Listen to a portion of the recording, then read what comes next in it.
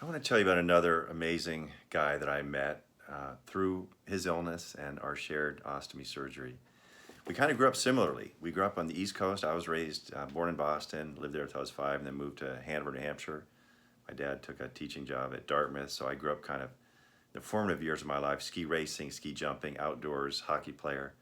Well, this guy was as well. He was a skier, but a really good skier. Ended up going to the University of Vermont to compete. Uh, Skied against a bunch of Olympians, that was kind of his dream, but he wasn't quite good enough to do that.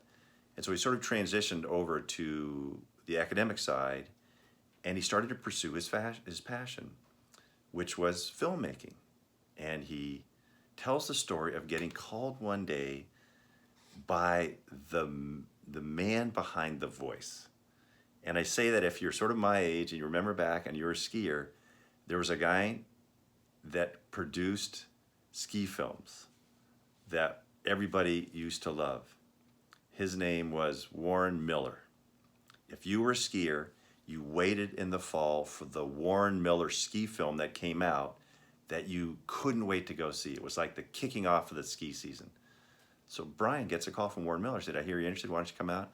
Short story, he starts to work for Warren Miller.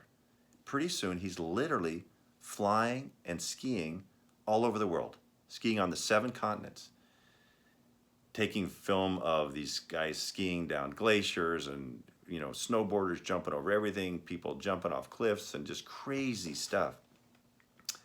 He's married now. Unfortunately, he starts to get ill, sicker and sicker and sicker, ulcerative colitis, ends up with an ileostomy, scared to death, thinks his career's over, wonders what he can ever do with himself, has such a hard time with the bag, putting it on, that his wife, Jenna, ends up doing it for the first many times. He goes, Jenna, guess you're going to have to do this rest of your life. Then he says, well, actually, human nature takes over, and you pretty soon start to figure it out, and then you don't think about it, and pretty soon it's like shaving. What's amazing about his story is he returns to filming with Warren Miller all over the world again. I'm talking about the most remote places in the world. He's wearing an ostomy bag. Nobody knows about it. In fact, he tells a funny story. Sometimes it's pretty cold out there, like, 20 below zero. Everybody else is driving, you're out in the wilderness. I mean, we're talking about glaciers. There's no bathrooms. Well, I could just whip out my bag and empty myself, and no big deal. So he makes fun of it now. At the time, it was horrific for him. Like it might be for you, wondering, am I going to do this the rest of my life? I can't even look at my stoma. I have to depend on my wife. He tells the first time changing it, it took 2 hours. My wife and I, 2 hours. We looked at each other, are you kidding me? That happens to every one of us. But you overcome that, and you keep at it. And in his case, he re-pursued his dreams to film for Warren Miller. If you've never seen a Warren Miller ski film, go watch one, rent one, and listen to the voice behind the movie.